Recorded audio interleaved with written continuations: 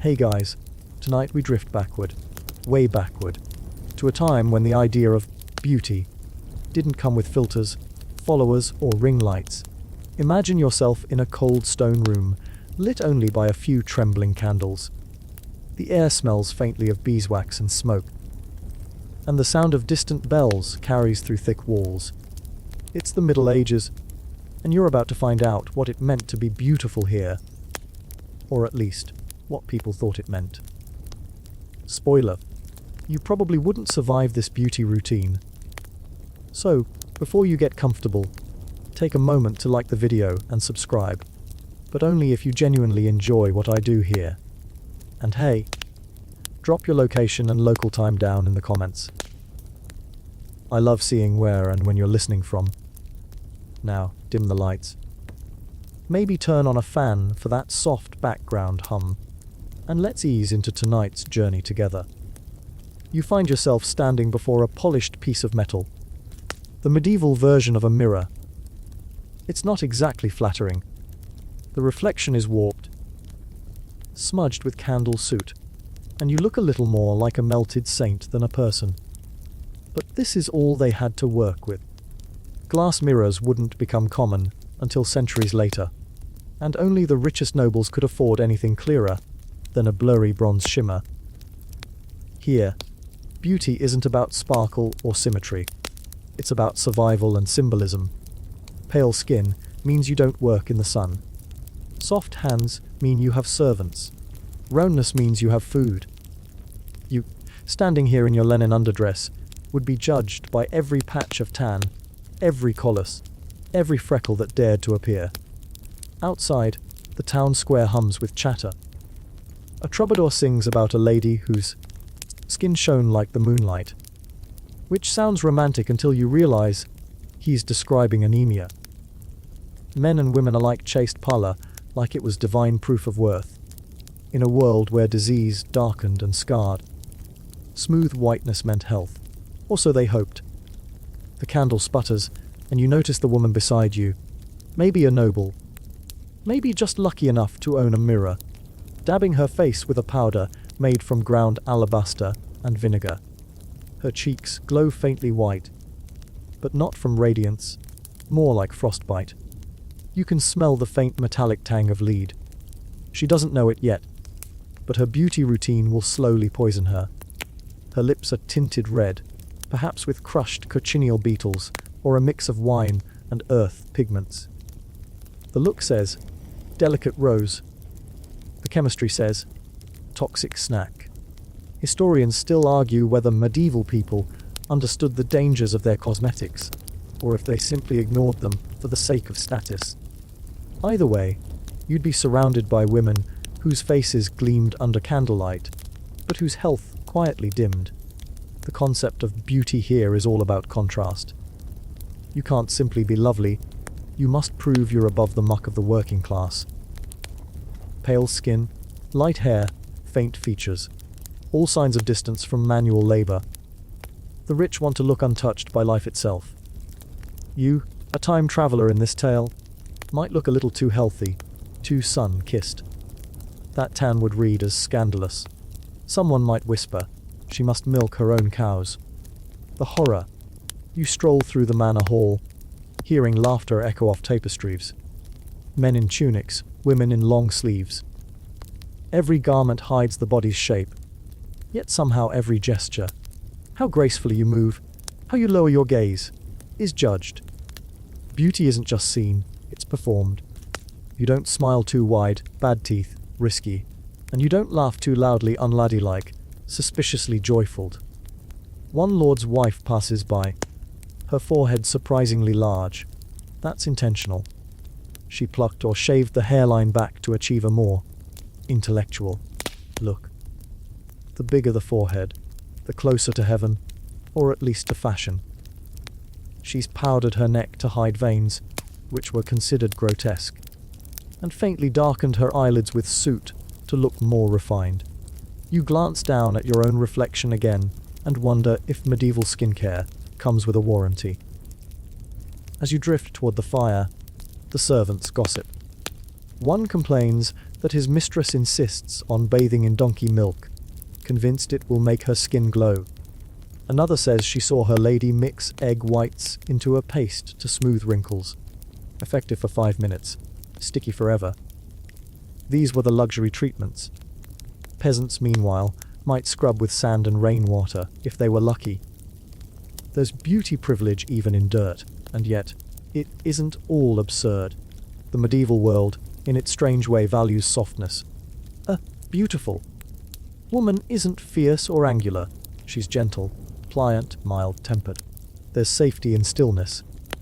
You sense it in how women walk, how they fold their hands. In a world of plague, famine, and sudden wars, calmness itself becomes a kind of ornament. The idea of scent drifts by, faint rosewater mixed with smoke. Hygiene isn't exactly daily practice. Most bathe rarely. But to smell of flowers, even a little, is divine. You catch a note of rosemary, which nobles might scatter on floors to ward off bad air. The fragrance covers the truth people are terrified of disease. Smell becomes both fashion and superstition. In one corner, a monk records the likeness of a local lady. He sketches by candlelight, muttering about divine proportions.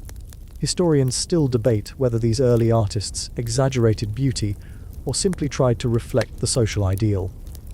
Her nose is slim, her eyes downcast, her hands elongated, a saintly prototype. You realize this isn't about the woman herself, it's about what beauty should represent: purity, piety, peace. You lean closer to the drawing and see the irony.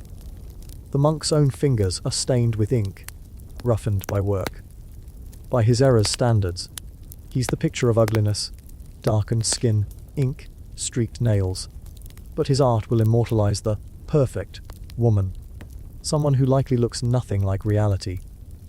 The candle flickers again, and for a moment, the warped metal mirror catches both your reflection and hers. The painted, powdered lady and the wary traveller. She looks fragile, trapped by her beauty. You look out of place, yet oddly freer. A breeze sneaks in through the shutters, carrying the scent of the courtyard. Hay, wet stone, and smoke from a cooking fire. You close your eyes and imagine the world outside the manor. Fields stretching under a grey sky. Women working with sleeves rolled, their laughter rough but real. They'll never see their faces in a mirror, never powder their cheeks, but their beauty is undeniable in another language. The language of labor and life. You're reminded that standards are often born from fear. The fear of being too common, too mortal, too visible in one's flaws. And maybe that's still true today. The tools have changed. Filters instead of powders, serums instead of vinegar. But the impulse remains to be seen as something above ordinary. You turn back to the fading candle. Its light trembles on the metal mirror again, catching every imperfection in your skin. But here, imperfections are confessions. You've lived, worked, felt. Somewhere deep down, you suspect even a medieval noble might envy that.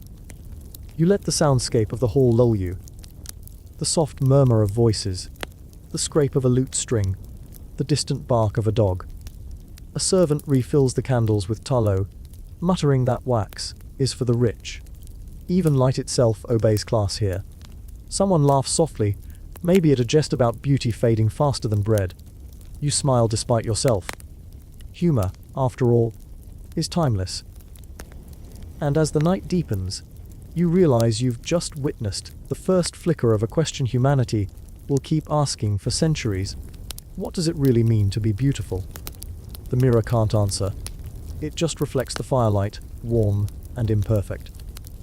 The candle burns lower, and the shadows on the wall lengthen like sighs. You're still standing in that same chilly room, but now the focus sharpens on skin. Not just any skin, but the kind that was once compared to milk, snow, and moonlight. In medieval Europe, the pursuit of paleness was practically a religion of its own. You step closer to a window. Morning seeps through a slit of stained glass, and you catch a glimpse of noblewomen crossing the courtyard below. They glide under veils and hoods, hiding from the sun, as though daylight itself were scandalous. Their goal to look as though they've never set foot outdoors. Because if you had colour in your cheeks, you were clearly a labourer, and heaven forbid anyone confuse you with the people who worked for a living. A soft breeze slips through the gap in the window and touches your face. Warm, honest, alive. But down below, those ladies would recoil from such contact, clutching their parasols made from linen and bone. Sunlight was their enemy. The fairer, the finer. Someone whispers beside you, and you realize that this entire culture runs on the idea that beauty equals fragility. Historians still argue whether this obsession with whiteness came from classical ideals or Christian metaphors about purity. Maybe both. The pale face wasn't just fashionable, it was moralized. To glow ghostly white was to seem untouched by sin, labor, or lust.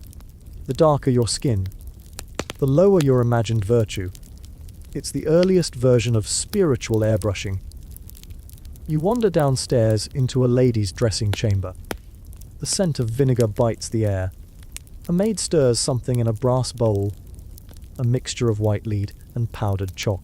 She dips a cloth into it and pats it gently over her mistress's face. The paste leaves a matte, sickly pallor, like porcelain left out in the rain. The maid's own hands are raw from handling the concoction, but she doesn't complain. Servants rarely do. The lady peers into her polished mirror, squints, and smiles faintly. "Better," she murmurs. You look at her skin. It's smoother, but unnatural. The sort of complexion that glows only in dim candlelight. In sunlight, it would crack.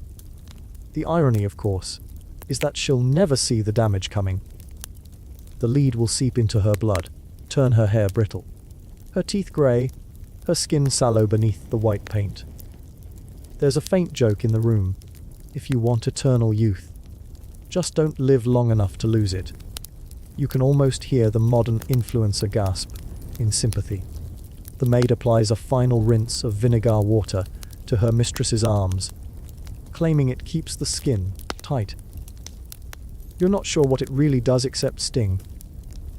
Some women even soak their hands in diluted ammonia from old urine, hoping the acid will lighten them. Medieval chemistry, where your vanity meets your compost heap. Still, the look works by candlelight. You can imagine a banquet later that evening, flickering with torches and gold. Every face ghostly pale. Every smile shimmering under a film of powder.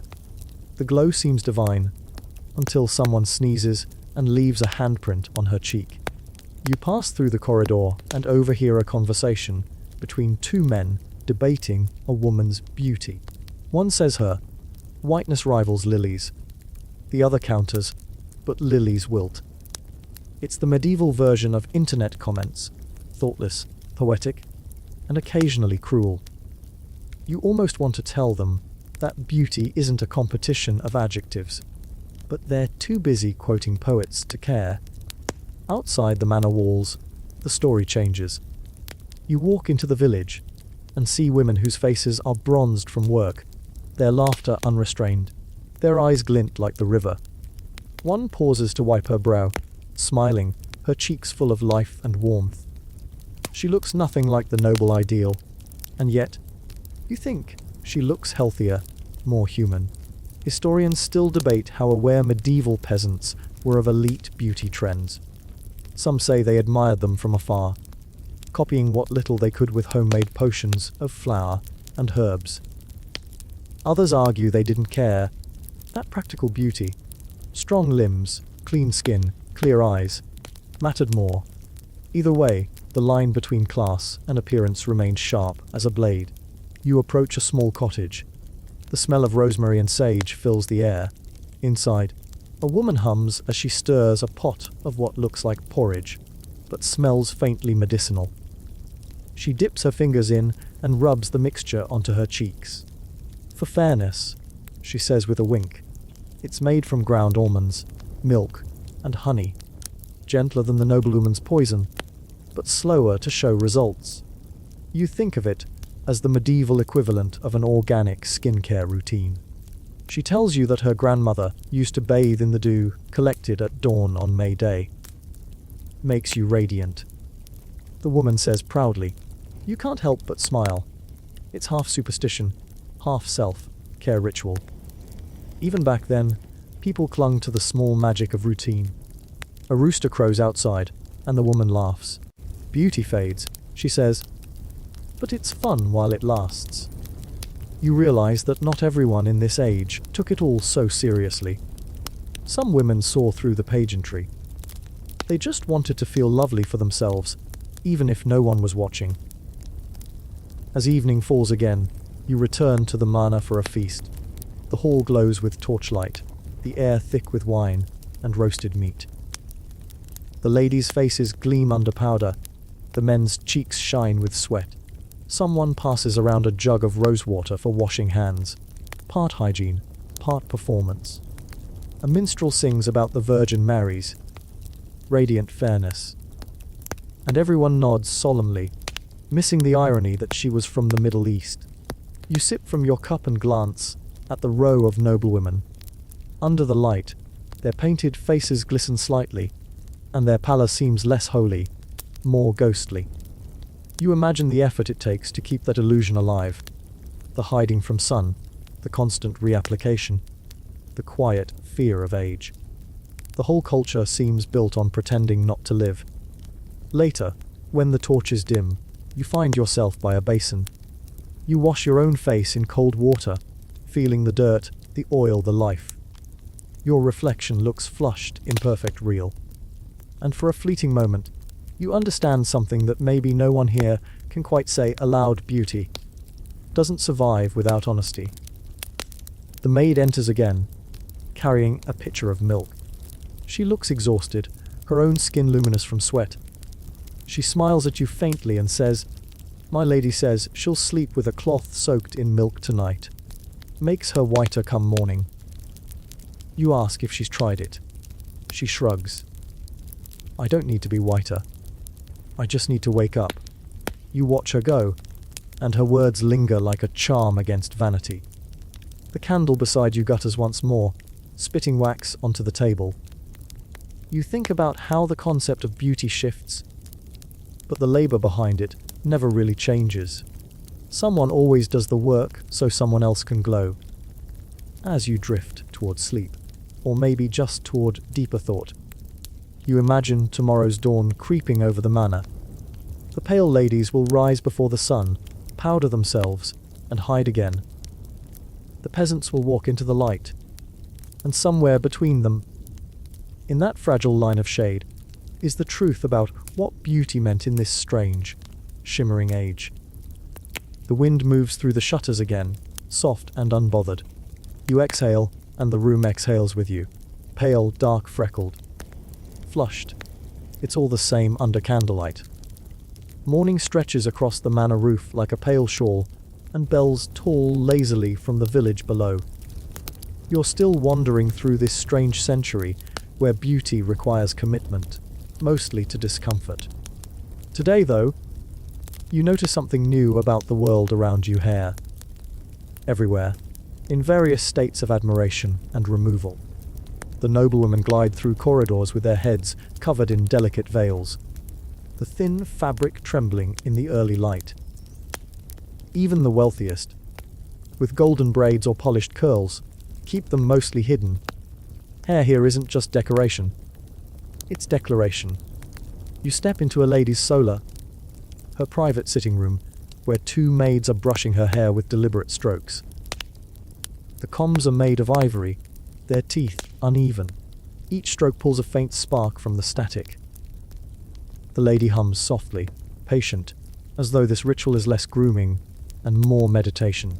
She explains, because in this story, people like to talk to you.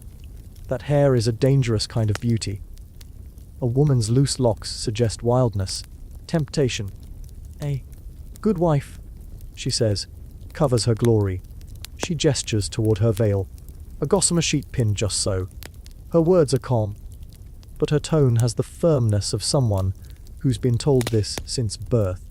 Historians still argue whether this strictness came more from the church or from social paranoia. Both seemed equally invested in the idea that a woman's hair could derail civilization. Clerics compared it to nets for trapping men's souls, while poets wrote verses about golden strands like rays of paradise. Either way, hair had power. And power, of course, needed managing. You remember your own hair, modern, manageable, largely uncontroversial, and can't help laughing softly. The lady smiles, a little confused, then tucks a loose strand back beneath her veil. In the corner of the room, a girl barely out of childhood sits with her mother. The mother gently plucks hairs from her daughter's forehead, using tweezers that look more like torture devices. Each tiny yank earns a wince, but the goal is noble, a higher forehead, symbol of wisdom and refinement. The more it resembles a polished marble dome, the better. You try not to stare, but the process fascinates you. Plucking your eyebrows was one thing. Plucking half your scalp, that's commitment. The girl's eyes water, but her mother assures her, beauty hurts, but only at first. A phrase that somehow survived 800 years and countless makeup tutorials. The girl asks if she'll look like the Virgin Mary. The mother nods. Almost. The word almost lands softly, but hangs heavy. A maid brings in a small pot of oil, perfumed with lavender. She rubs it through the lady's hair to keep lice away. A constant concern in every class. Noble or not, everyone had roommates of the six-legged kind. The oil glistens under the light, catching the faint scent of fields. It's oddly peaceful. This whole ceremony, the hum of voices, the whisper of fabric, the slow taming of something alive. You glance at the tapestries lining the walls, figures of saints, queens, and angels, all with flowing hair that disobeys the real world rules. Those painted strands fall in perfect curls, unhidden, almost defiant. Maybe art was where people hid their secret fantasies, to let their hair down, even if only in thread. The lady finishes her morning grooming and stands, her veil perfectly pinned. You follow her to the chapel, where other women kneel, their veils fluttering like small clouds. The priest preaches about modesty, quoting St. Paul, "A woman's hair is her glory, but let her cover it in reverence." You wonder if he knows how many of them are rolling their eyes beneath the linen. Later, outside the church, a group of village girls are gossiping by the well. Their heads are bare, their hair braided and practical, glinting in the sunlight. One of them catches you looking and laughs. "Only the rich hide what's worth seeing," she says. Her tone isn't jealous, it's amused. She flicks her braid over her shoulder, proud of her strength, her tan, her unapologetic exposure to the world. It strikes you that the veil and the braid are two languages saying opposite things. One whispers virtue, the other shouts life. And both, in their own way, are beautiful. As the day warms, you drift toward the marketplace, where women sell ribbons, combs, and dyes. There's a stall filled with strange bottles. Walnut husk for darkening hair, saffron for golden tints, and lye soap for washing. Though, washing might be an exaggeration. The merchant, a grey-haired woman with sharp eyes, swears she once knew a noble who rinsed her hair in white wine for shine. She went bald. The woman adds dryly. You can't tell if she's joking. Probably not. Nearby, a young man plays a lute and sings about a lady with locks of sunlight. He's clearly never tried detangling those locks after a humid day. Still, the melody lingers, and you notice how everyone pauses to listen. Even here, beauty inspires awe, and maybe envy, maybe longing. It's universal that H to be seen as lovely.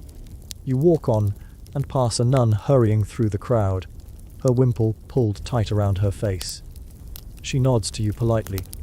Behind her, a merchant mutters, "Saint or sinner, they all have hair underneath."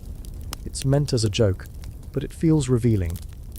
Even under vows and veils, the idea of beauty persists, quietly, stubbornly. By evening, you're back in the manor, watching a maid comb through a nobleman's hair. Yes, men have their rituals too. They might not pluck foreheads, but they oil their beards, scent their locks with herbs, and debate the ideal length of a nightly curl. Some even bleach their hair with ashes and vinegar to look more youthful. The results? Patchy at best. Historians still argue whether blonde hair was truly the medieval ideal or just a passing trend fueled by poetry and imported art. Either way, blondness became shorthand for holiness, which means most of Europe's dark-haired population was perpetually unholy by default. Typical. The maid tells you her master insists his hair gleam like sunlight for the feast tomorrow. He says it makes his eyes seem kind. She adds, giggling. You glance at his reflection in a polished goblet and think, not kind, maybe just reflective. As the night settles, you sit by the fire and run your fingers through your own hair. It feels strangely symbolic now, each strand a thread connecting centuries of vanity, ritual, and rebellion. You imagine the countless hands that have braided, oiled, and covered their hair in devotion or defiance. Somewhere in the courtyard, a woman sings softly while combing out her braid before bed. The tune floats up to the tower where you sit, low and sweet. You close your eyes and picture her, tired, content, her hair free for the first time all day. Maybe that's the truest beauty of all, not what others see, but what you feel when no one's looking. The candle beside you burns to a stub, and in its faint light, your shadow looks unburdened, unveiled. The next morning, you wake to the muffled clang of a blacksmith's hammer. In the distance, the rhythmic heartbeat of medieval life. The manor is stirring. Servants whispering, firewood snapping, the faint hiss of water heating in bronze basins. You stretch beneath the wool blanket, feeling the air's damp chill settle over your skin. You sit up slowly, half dreaming still, and notice a tapestry across the room. It shows a woman, rounded, radiant, serene, offering a cup to a thin, ghostly night. Her hips are wide, her belly softly full, her face calm and generous. In this world, that is the image of perfection. You realize with a kind of sleepy surprise that the medieval ideal wasn't thinness. It was abundance. The fuller you were, the better. Beauty meant health, prosperity, safety in a world where hunger hovered like a ghost at every table. You wander downstairs toward the hall, where breakfast is a simple affair. Coarse bread, cheese, perhaps some all. A noblewoman sits near the fire, her gown draping like liquid velvet. She isn't fragile or frail. She's solid, comfortable in her presence, her curves framed as virtue, not vice. One of the men remarks that she looks blessed with plenty. You think he means food, but he probably also means fortune. The medieval mind often linked physical fullness with divine favor. If your body flourished, surely your soul must too. Historians still argue whether this was truly universal or more limited to noble courts. In art, certainly, the soft and substantial ruled the canvas. Painters of the time adored rounded forms, cheeks like apples, arms like folded dough, bellies with that subtle promise of fertility. To be pleasantly plump wasn't an insult. It was a compliment, proof of good living and good lineage. Outside, peasants move through the fields, thin and sun-touched. They don't get to choose their shape, famine chooses for them. And yet, you can't help but notice the vitality in their bodies, the quick strength, the way they carry themselves without pretense. Their beauty is accidental, born of motion and necessity, while the nobler woman's is deliberate, curated. You drift toward the kitchen, where the cook, a large, jolly woman with forearms like oak branches, is kneading dough. Thin girls faint, she says when she sees you watching. Fat girls feed, she laughs. A sound as warm as the oven's breath. You suspect she's onto something timeless. She tells you that her mistress once tried to fast during Lent for piety, but couldn't resist honeyed figs after 2 days. She said God would understand. The cook grins. What I said. He'd better. Or she'll explain it herself soon enough. You can't help chuckling. Even the saints, it seems, would forgive a sweet tooth. But the beauty ideal isn't just about weight. It's about shape. Round faces, small chins, smooth skin, and soft lines. Hard edges belong to warriors, not ladies. There's comfort in this aesthetic, a gentleness that says, I have enough. I am enough. You think how strange it is that centuries later, people would chase the opposite. Sharpness, bone, the illusion of control. In a corner of the great hall, a minstrel strums a lute and sings of maidens like ripe fruit. No one flinches. The metaphor feels wholesome here, not objectifying but celebratory. The crowd nods, content. You realize medieval beauty often leaned into natural imagery. Women compared to gardens, rivers, summer wheat. Maybe because nature itself was luxury, to have abundance was to mirror the earth's generosity. Later, you find yourself standing before a tailor's table. He's cutting a new gown for a noblewoman, explaining the design with pride. The fabric will gather around her waist to emphasize her fair proportion. He sketches the shape with chalk, wide at the hips, gently rounded through the chest, tapering to slender wrists. You see no corset, no tight laces yet. That cruelty comes later, with the Renaissance and its obsession with restriction. Right now, fashion still flows. Gowns hang like rivers, not cages. The tailor adjusts his spectacles and mutters, "A lady's grace is in her softness." You wonder if he means the fabric or the flesh. Maybe both. Nearby, a young maid frets about her thinness. "The Lord's son says I look starved," she sighs. The cook overhears and snorts. "Tell him to skip a meal and see how he feels." You smile quietly. It seems medieval women had body image issues too, just inverted. Historians still debate whether peasants envied their lords' appearances or pitied them. One chronicler wrote that noble ladies were fair as milk but fragile as candles, while country girls were brown as chestnuts and twice as strong. You suspect both sides exaggerated, but the truth lies somewhere in between. One had beauty born of effortlessness, the other of endurance. By afternoon, the manor hums with preparation for a feast. Trays of bread, cheese, roasted meat, and fruit glide past. You notice the guests arriving, men broad-shouldered and red-cheeked, women soft, bellied and fragrant with herbs. No one counts calories here, they count blessings. At the high table, a lady laughs so hard her jeweled headpiece slips sideways. No one scolds her. Her laughter fills the hall, and you feel oddly that this joy itself is part of beauty. It's not fragile or perfect, it's alive. A monk nearby scribbles notes about temperance, warning that gluttony is one of the deadly sins. Yet even he steals a bite of bread between sentences.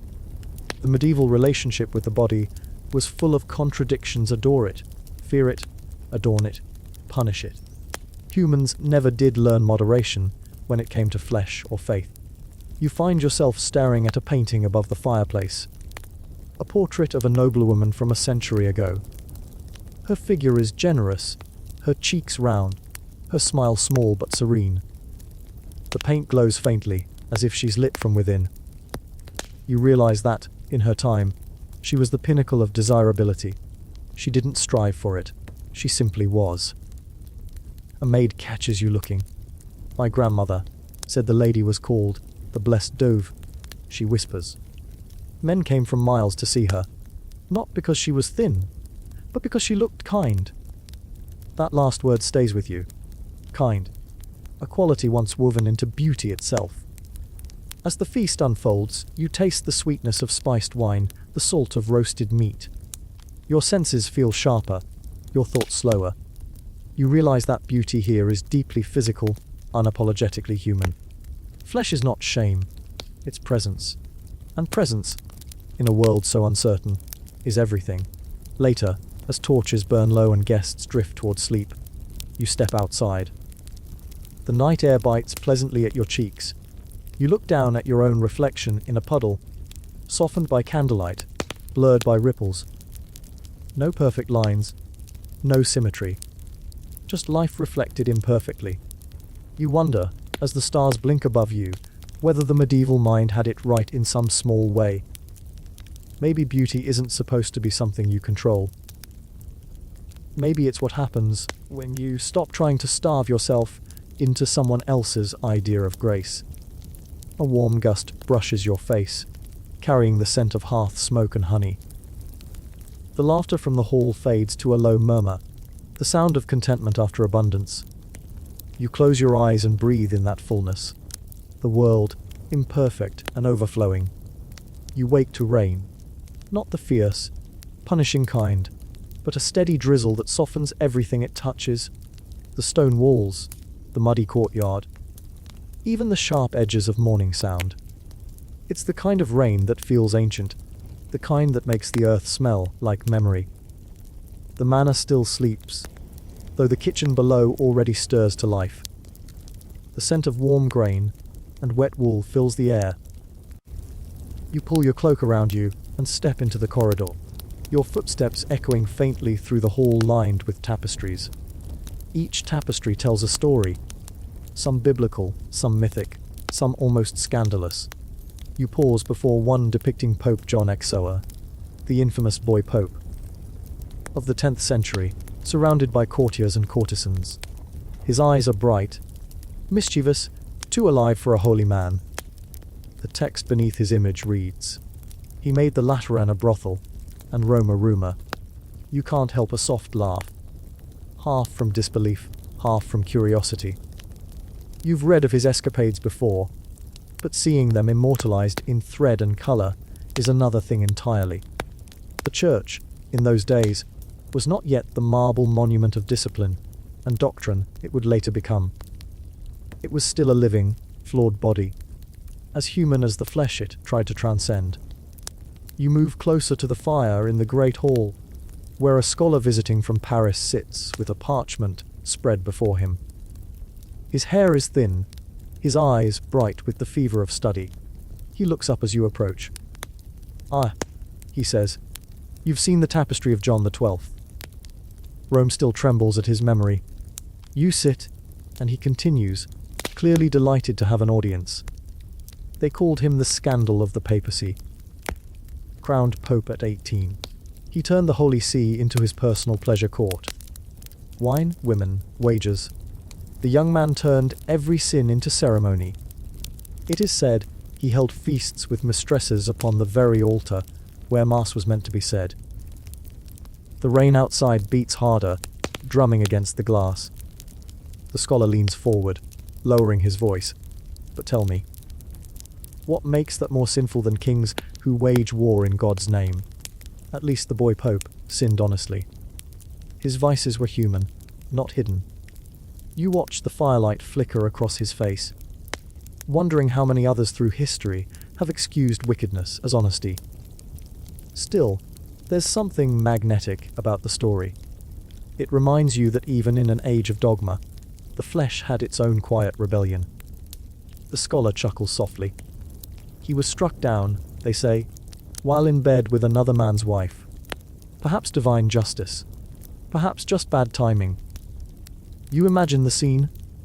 The echo of footsteps in the papal chambers, a door flung open, a flash of steel. History rarely spares its actors a graceful exit. As you sip from a cup of ale, your thoughts drift beyond John XXIII, to others like him.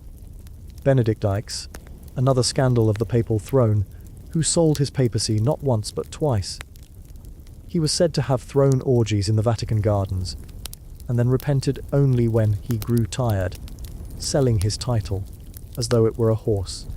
You think of Sergius Atho, who allegedly fathered a son with the notorious courtesan Marozia, who herself later ruled Rome through her lovers and her sons. They called her the she-wolf of Rome. Power in her hands was carnal and cunning. The church despised her, yet could not dethrone her. You stare into the fire, lulled by the flicker and hiss. How strange that so much of holy history reads like a love affair gone wrong. The scholar speaks again. "You see," he says, "the Middle Ages were not as pious as we imagine. The The saints preached restraint, but the popes practiced appetite. You smile faintly. And yet, people still prayed. He nods. Always. Because belief is not built on the behavior of men. It's built on the hope that something greater exists despite them. The rain softens. You step outside, into the grey garden where wet roses droop like tired saints. The air is heavy with the scent of soil and ash. You walk the path slowly, the scholar's words still turning in your mind. A stable boy passes, leading a dappled horse. He greets you politely, then adds with a grin. They say the popes used to ride better than kings, on horseback and off. You laugh before you can stop yourself, startled by the boldness. He winks and disappears into the mist. It strikes you then how the scandal of the church was not just sin, but visibility. The peasants sinned daily, drank too much, gossiped, stole a loaf, but their transgressions stayed small, private. When a pope sinned, the whole world saw heaven's gate swing open and shut. You pause beneath an ancient olive tree. Its bark is rough, its branches knotted like muscle. You touch it, half expecting it to pulse under your fingers. This, you realize, is the true heartbeat of history, not the grand battles or the papal bulls, but the messy humanness that endures beneath all pretense of holiness. The rain stops. A bell rings in the distance. Somewhere, a monk begins to chant the hour of prime. His voice rises, thin and lonely, carrying across the courtyard. The sound blends with the crow's cries and the wind through the eaves. You listen, eyes closed. In that moment, the scandal fades. The song of devotion returns, stubborn and pure. The world is still flawed, but still praying. You turn back toward the manor, the wet stone glistening like polished bone. History, you think, is not a tale of saints and sinners. It's the story of how often they were the same person.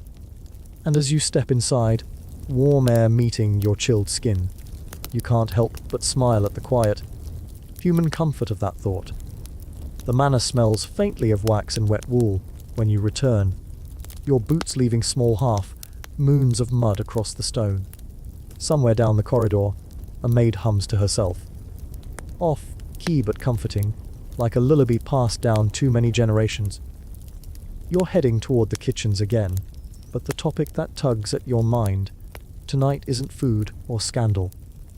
It's something far more intimate. Something almost no one in the Middle Ages liked to talk about out loud: personal grooming. It's late evening, the kind of hour when candles burn low and shadows stretch long, and you find yourself seated near a table cluttered with all sorts of oddities. Pestles, herbs, jars, a bowl of ash, even what looks like a few teeth. Not human, you hope. You pick one up, running your fingers over it. A boar's tusk, smooth and yellowed with age. Across from you sits a local apothecary, or what passes for one in the 13th century. A woman with silver hair, sharp eyes, and the calm of someone who's seen far worse than cavities. She grins at you, revealing a set of teeth that are, well, not exactly straight, but impressively intact for her time.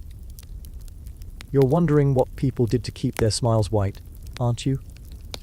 You nod, half amused, half horrified. Well, she says, grinding something into a small wooden bowl, they tried everything. Charcoal mixed with salt, powdered oyster shells, burnt rosemary leaves, even crushed pearls if you were rich and foolish enough to waste them. She leans closer. And then there were the brave ones who rinsed their mouths with urine. You blink.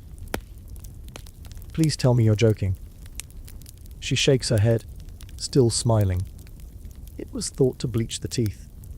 Roman tradition, carried on in quiet corners. Urine from Portugal was prized. If you can believe it. People thought it had the right purity. You can't decide which is worse, the smell or the idea that someone had to collect it. Historians still argue, she adds, whether that habit was actually effective. Maybe it worked. Maybe people just convinced themselves it did.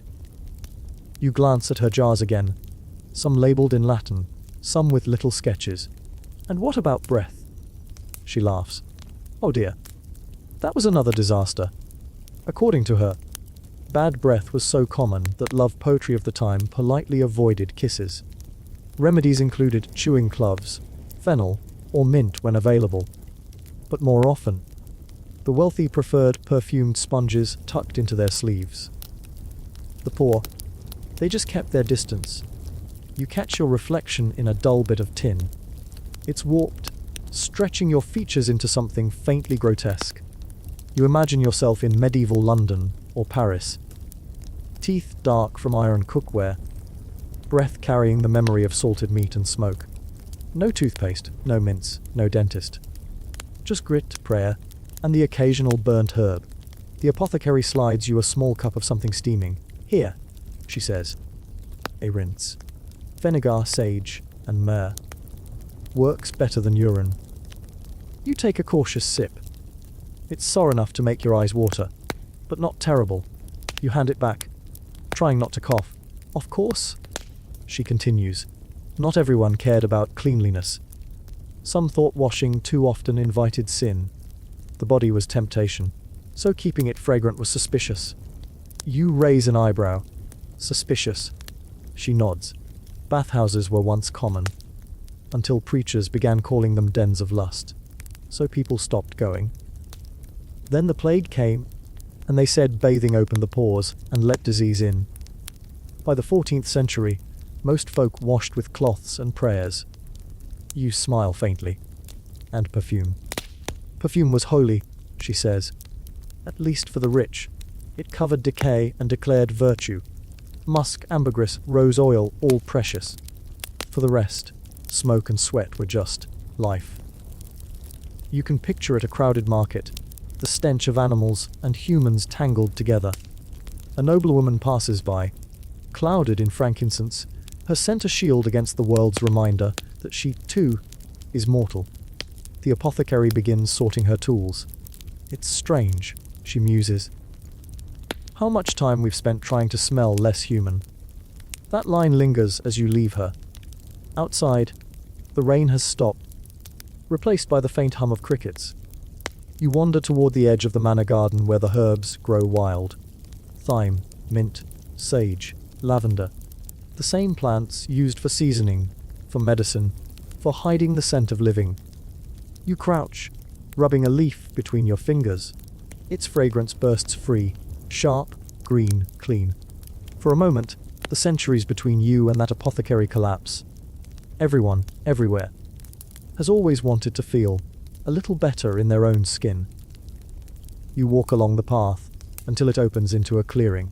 There's a stone basin there, an old wash trough, collecting rainwater. You dip your hands into it. The water is cold, clean, and strangely grounding. You splash your face, and the shock of chill wakes every nerve. In the moonlight, the droplets glisten like silver threads. You think of nobles dousing themselves in rose oil before banquets, of peasants rubbing smoke into their hair to keep lice away, of monks who refused baths altogether to prove their holiness. The medieval world didn't have a single standard of beauty, so much as 1,000 quiet contradictions. Some equated filth with piety, others with shame. Some believed in purging impurities through bleeding. Others just accepted that humans were messy, sweating miracles of nature. You look at your reflection again in the basin's surface.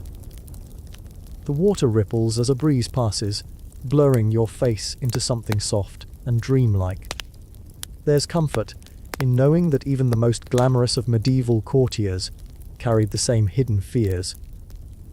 The smell of their own bodies, the state of their teeth, the awareness that perfection was fleeting and fragile. You stand, wiping your face on your sleeve. Somewhere in the distance, a church bell tolls midnight. The sound rolls through the valley like a sigh. The apothecary's words returned. It's strange how much time we've spent trying to smell less human. You breathe in the night air. Damp, honest, alive. It smells of soil, herbs, and rain. Maybe, just maybe, that's enough. The morning greets you like a sigh. Fog clinging low to the fields, dew thick on the grass, and the faint smoke of wood fires curling from chimneys. The world smells damp, earthy, real. You breathe it in before the first bell rings from the chapel tower, its tone soft but insistent, calling peasants, monks, and wanderers alike to wake. You walk slowly through the courtyard, boots squelching in the mud, and your nose catches something curious, half sweet, half rancid. A scent that tells a story before words even arrive. You follow it to the stables, where a young groom is brushing a horse with rosemary twigs, his sleeves rolled high. He notices your puzzled look and grins. "For the smell," he says. Keeps flies away too. Nobles like their beasts scented better than their men. You laugh quietly, but the remark sticks, because he's right. In the Middle Ages, how you smelled could be more revealing than what you wore.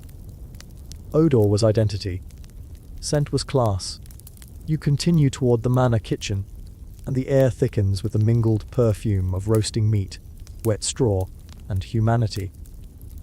Inside, a cook scrapes garlic with the flat of a knife, her apron streaked with grace. "Don't mind the smell," she says.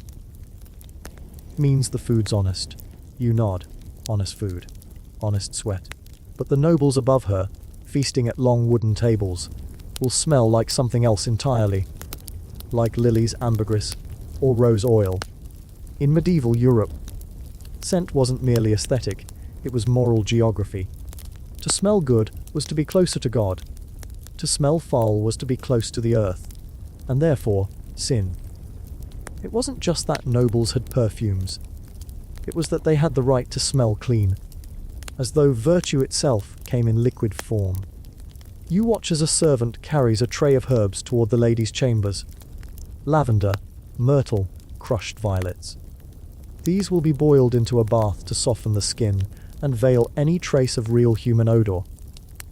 The lady will emerge smelling like heaven, even as the village outside stews in the scent of smoke and toil. Still, even perfumed air couldn't hide the truth. Medieval cities stank. There's no polite way to say it. Waste flowed freely down narrow streets. Tanners' pits reeked of rotting hides. Fish markets baked under summer suns.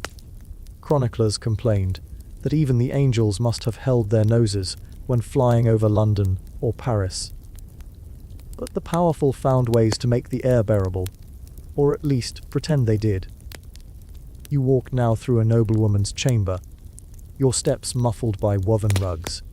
The scent here is dizzying, rosewater musk, beeswax, and faintly something animal beneath it all. The lady sits before her mirror, a delicate bottle in hand.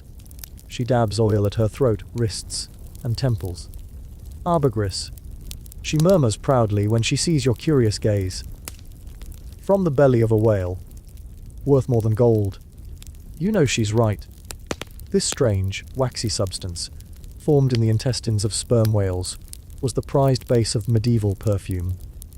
Sailors found it floating at sea, hardened by sunlight, its origin a mystery few cared to ponder too closely. Historians still argue whether people truly loved the scent of ambergris itself, or simply the idea of owning something so rare and scandalous. You ask her what else she uses. She lists ingredients like a prayer cinnamon, civet from the glands of a wild cat, musk from deer, rose oil distilled drop by drop. Every perfume tells a story of conquest, of faraway lands conquered for a whiff of allure. But she's not vain, not exactly. To her, this ritual is armor. Scent is protection in a world where disease lingers unseen. People genuinely believed sweet odors could guard against plague and pestilence. Inhaling a rose could be as holy as saying a prayer. You walk out into the courtyard again, where the lower servants eat lunch. Onions, bread, beer. No perfume, just the honest musk of work. And yet, their laughter is freer. Their air, though thicker, feels real. A shepherd nearby lights a bundle of herbs, letting the smoke drift through the sheepfold. You ask him what he's burning. "Juniper," he replies. "Keeps evil out." You crouch beside him as he explains that smoke, too, is perfume. one the poor can afford. It purifies, masks, sanctifies. Every breath of it to him feels like a small prayer against decay. As the sun climbs higher, the air fills with competing fragrances: rosemary from the stables, juniper smoke from the fields, rose oil from the manor, sweat from the workers.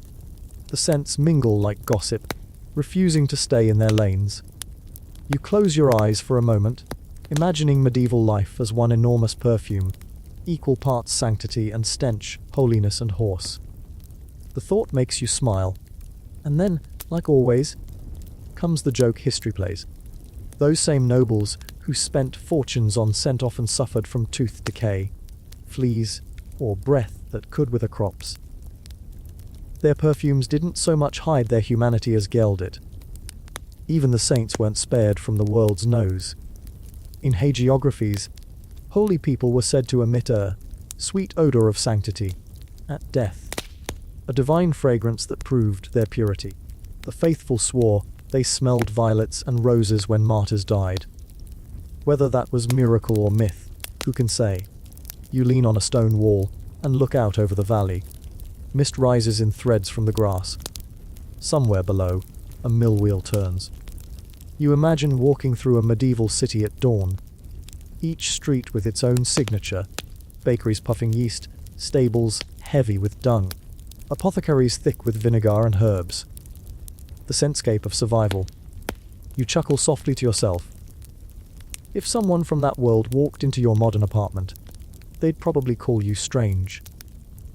The sterile air, the scent of detergent, the absence of earth. To them, it might smell like a place where no one truly lives. A crow lands nearby, tilting its head, studying you as though agreeing. You take one last deep breath. The air is damp, unfiltered, honest. And maybe that's the point of this whole odd medieval beauty ritual. Whether perfume or filth, it was always about control. About reminding yourself that you are not just a creature of mud, even as the mud clings lovingly to your boots. You smile faintly. Beauty, it seems, was never just what you saw. It was what you could mask. And as the last bell of the day tolls from the distant chapel, its echo mingling with the scent of rosemary and rain, you finally understand what the apothecary meant when she said, perfume was holy. The night settles softly over the manor, the kind that makes every sound seem closer than it is. The creak of beams, the flutter of a candle's flame, the faint scurry of mice in the walls. You're sitting by a small fire now, its warmth crawling up your arms as you listen to rain whisper against the shutters. It's a good night for secrets, and tonight's secret is one that half the medieval world tried to hide. Sometimes with pride, sometimes with pain, the quest for smooth skin. You probably think of razors and lotions, maybe a spa day or two. But in the Middle Ages, hair removal meant endurance, alchemy, and the occasional bit of screaming. You glance across the room, where a small wooden chest sits open, filled with curious tools. A pair of tweezers that looks more like a blacksmith's tongs, a jar of thick yellow wax, and a bowl of greyish paste that smells faintly of lime. You touch the jar with 2 fingers. Sticky, gritty, strangely familiar. Beeswax, mixed with resin and something metallic. A young woman enters the room, her sleeves rolled, her face calm in that wary way of someone who's used to suffering for beauty. You're curious, she says, not accusingly, but like she's seen that expression 1,000 times before. She gestures for you to sit closer, then picks up the wax. This, she says, is how noble ladies prepare for feast days, or marriage beds. She dips a cloth strip into the warm mixture, presses it along her arm, and then, without warning, rips. You flinch. She doesn't. Pain, she says with a small smile, is the price of grace. And she's not exaggerating. In medieval Europe, hairlessness was considered a mark of refinement, purity, and even holiness. Artists painted the Virgin Mary with a flawlessly smooth face, not a single stray hair in sight. The same ideal trickled down to noblewomen, who plucked, waxed, or chemically burned away anything that dared to grow where it shouldn't. Of course, peasants didn't have that luxury, or the time, or the beeswax. They were too busy not freezing to death. The woman opens another jar, this one filled with a chalky white mixture that smells strongly of ash and something sour. Lime? She explains. And arsenic. You stare at her. Arsenic. She nods. The beauty killer. Used lightly, it burns hair. Used too long. She lets the sentence trail off, shrugging one shoulder. Used too long, it burns skin instead. You can almost imagine the scene. A noblewoman sitting in her chamber, face covered in a pale paste, trying to keep still while her maid counts under her breath. Then the sting. The wash. The relief. Or the scar. Historians still argue whether such concoctions actually worked or were just expensive self-torture. Probably both. The woman sets the lime jar down and reaches for a small blader. A razor. Of sorts, more like a miniature sickle. For men, she says, this was a daily ritual. In monasteries, monks shaved their crowns as a sign of humility. It was called the tonsure, a thin ring of hair left like a halo around a bald pate. But outside those walls, knights and courtiers shaved too. Smooth cheeks showed discipline, cleanliness, and wealth. Rough stubble belonged to labourers and sinners. You watch her run the blade along her forearm, careful, deliberate. They said hair was the devil's net. She murmurs, catching impurity as it grew. You think of that for a while. How something so natural, something that every body produces, could become a symbol of corruption. She shows you a small pouch of herbs. To soothe the skin, she says. Rose petals and crushed violet. Otherwise the itching drives you mad. You smile faintly. So, beauty and suffering have always been friends. She chuckles. More like lovers. Her laughter fades as she wraps her arm in a strip of linen. Outside, thunder rumbles, low and far away, like the earth grumbling in its sleep.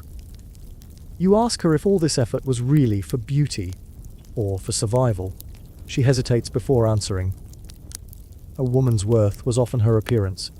She says softly, a clean face, smooth skin, pale hands. They told the world she was cared for, protected, worth marrying. You nod slowly. You've seen how power moves in this world, how every ritual, even one as private as removing a few hairs, ties back to status, sin, and the endless gaze of others.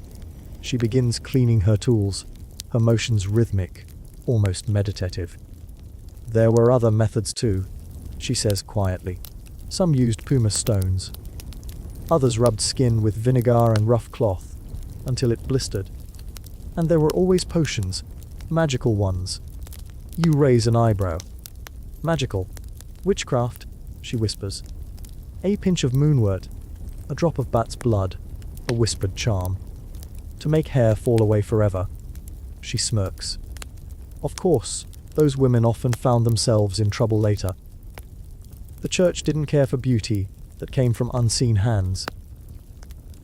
You look at her in the flickering firelight, wondering how many women like her existed, skilled, quiet, halfway between healer and heretic. She leans back, sighing. Still, some of us prefer the old ways. Beeswax. Patience, and a bit of courage. You glance at the wax strip still lying on the table. Her smile returns. Always pain. You step out into the courtyard as the storm breaks. Rain splashes your face, cool and pure. You tilt your head back, letting it wash away the smell of wax and lime. And you think about the strange truth of history. Humans have always hurt themselves a little in the name of beauty. It's not vanity exactly. It's the illusion of control. The promise that if we shape the body just right, maybe the world will treat it more kindly. The thunder rolls closer, echoing over the hills. You pull your cloak tighter and walk along the drenched path, past the herb garden, now gleaming silver with rain. The lavender bends under the weight of water, fragrant and heavy. You brush your hand through it, inhaling deeply. The scent is soothing, cleansing, almost redemptive. For a moment, you imagine all those medieval women, some noble, some peasant, some saint, some sinner, bathing by candlelight, whispering their small hopes into the water, to be seen, to be safe, to be beautiful enough to be left in peace. The storm eases. The air smells of wet stone and honey. You can still feel the faint sting on your arm from where the woman pressed the wax. A ghost of her ritual. A quiet reminder that history lingers not just in memory, but in sensation. You exhale, long and slow. The fire behind you pops, then fades to embers. Somewhere, a distant bell rings the hour of matins. You smile. In the dark, even beauty must rest. The morning comes not with trumpets or sunlight, but with a kind of grey silence that feels older than time. You wake slowly, as though surfacing from a dream made of fog. The manor is still. The storm has passed. Somewhere a rooster crows, faint and tired, like he too stayed up too late gossiping with the thunder. You step outside into a courtyard washed clean by rain. The cobblestones shine, slick and mirror bright. The world smells of wet wood, ash, and rosemary. And as you walk, you find yourself thinking of another kind of cleansing. One that obsessed the Middle Ages more than any beauty ritual or act of vanity. Not cleansing the body, but the soul. A purification so absolute it could only come through fire, confession, or exile. You pass through the cloister's gate, and hear the faint echo of chanting from a nearby chapel. Low, droning, endless. Monks in rough wool habits bow before a stone altar, their voices rising and falling like the breath of the sea. The scent of incense burns thick in the air, frankincense, myrrh, and something darker. The unmistakable trace of old smoke clinging to stone. You pause, watching. One monk stands apart from the rest, his head shaved in the perfect circle of humility, the tonsure you've learned to recognize. His hands tremble as he holds a candle before a carved crucifix. He looks afraid. The abbot's voice cuts through the chants like a blade. Latin words, beautiful, terrible, words about purity, penance, and the cleansing of sin. You realize then that this isn't a normal service. This is a trial. The trembling monk kneels. Someone reads from a parchment. A list of transgressions, each one met with a murmured, mea culpa. My fault. My fault. My most grievous fault. You don't catch all the Latin, but you hear one word clearly: heresy. The monk has spoken against the church, or perhaps only seemed to. In the Middle Ages, that was often enough. The abbot raises a hand, and the chanting stops. The silence that follows is suffocating. A bell tolls once, twice. The accused is led away. You follow quietly, through an archway into the courtyard where a wooden post stands, wrapped with rope. The air smells faintly of oil. You think of all the times this ritual has been performed. The purification of heretics, witches, and anyone whose ideas wandered too far from Rome's shadow. You think of the word auto, da fe, act of faith. You think of how easily people confuse light with truth, and fire with holiness. The monk kneels again. His lips move in prayer. He looks up once at the sky, pale, blank, indifferent, and then down at the ground as the abbot makes the sign of the cross. There's a whisper of flame. You turn away before it grows. But the smell follows you. Smoke, tallow, and the faint iron tang of blood. It clings to your cloak, your hair, your memory. And as you walk beyond the cloister walls, you begin to understand something terrible and tender about this age.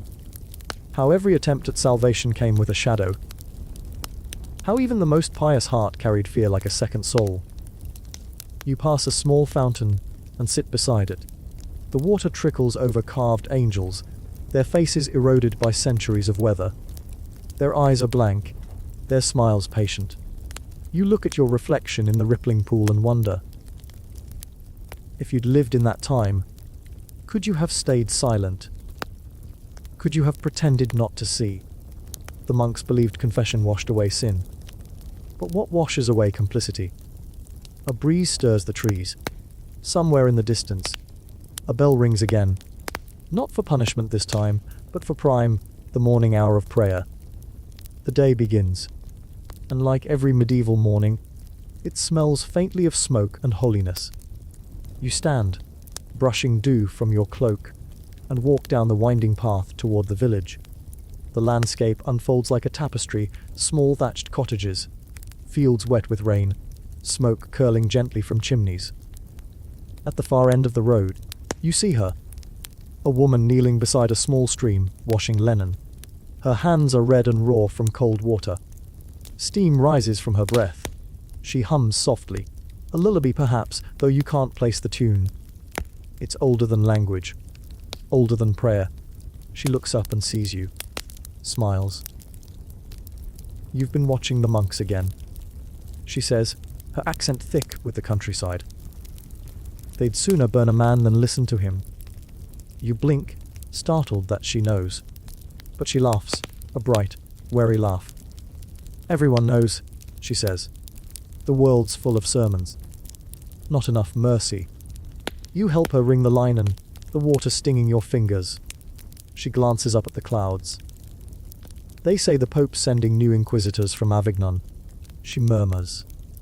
"Young ones, hungry ones. You remember the trembling monk, the abbot's cold eyes. To cleanse the land, you ask?" She snorts. "To fill it with smoke." Her words hang between you, as heavy as the wet cloth in your hands. Then she softens. "But it'll pass," she says. "It always does. Nothing lasts forever, not kings, not popes, not fear." You smile faintly, not even the rain.